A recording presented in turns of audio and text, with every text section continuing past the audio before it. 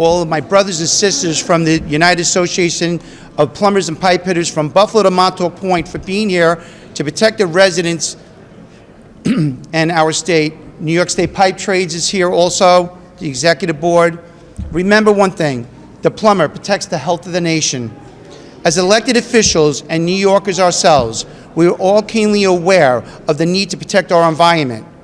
We are all committed to preserving our planet for future generations. But we know that any steps must be done smartly, in a manner that does not negatively impact the lives of those that live in our state now.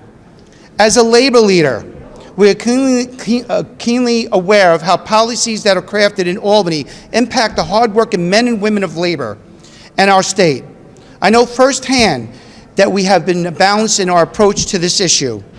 This plan has a real danger of eliminating the very jobs our residents need, especially as we recover from the COVID-19 crisis.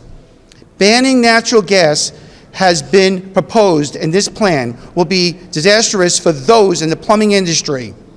And it is unnecessary since natural gas is one of the cleanest source of energy, a safe, reliable, and lower carbon fuel source that is a necessity for our state and for our residents.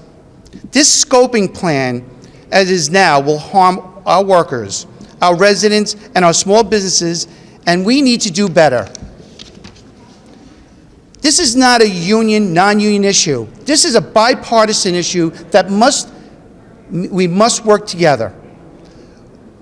We need to do a real cost study, like a Cornell study, to see how this plan impacts every segment of our state before New York takes action. This plan will impact every resident of New York State, and there is no reason we have to choose between harming our families and our workers and protecting our environment. We can reach a mutual goals by acting wisely and committing to working together. We are all supportive of renewable energy, but as we all move together forward, the goal, we need to find solutions that work.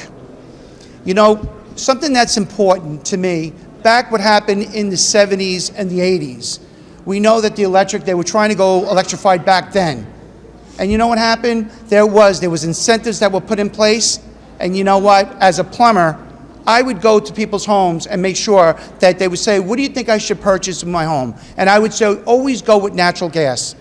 It is our natural resource that, in other words, that is renewable, it's great energy, it is clean energy. But you know what? The electric, that time, with those incentives, did not work. So you know what? And then all the people changed over to natural gas.